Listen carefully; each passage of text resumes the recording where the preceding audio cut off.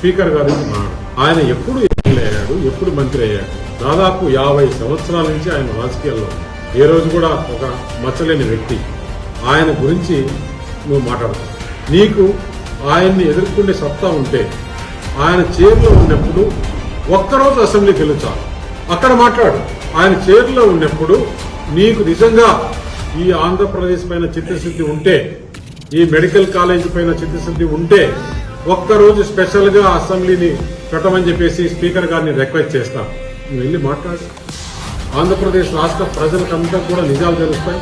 నువ్వు చెప్పేది వాస్తవమా, నువ్వు చెప్పేది నిజమా, ఇవన్నీ వివరించు. దానికి సమాధానం చెప్పేదానికి ప్రభుత్వము స్పీకర్ గారు ఉంటారు. ఈ ఆంధ్రప్రదేశ్ లో విద్యా విధానంలో నువ్వేం చేశావు, చంద్రబాబు నాయుడు ఏం చేశాడు అనే పైన డిబేట్ పెడదామా? పోయిన నీ 5 సంవత్సరాల కాలంలో విద్యా విధానం ఎట్లుంది, ఇప్పుడు ఎలా ఉంది, 14-19లో ఏ విధంగా ఉండిందో ఒకసారి డిబేట్ పెట్టడానికి రెడీగా. ఏ సబ్జెక్ట్లో డిబేట్ పెడదాం? ఫైనాన్స్ పైన పెడదామా, ఇరిగేషన్ పైన పెడదామా?